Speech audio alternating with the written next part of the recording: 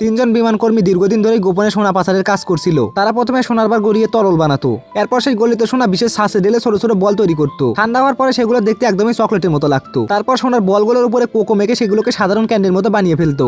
সবগুলো ব্যাগে ভরে তারা প্রতিদিনের মতো বিমানবন্দরে যেত।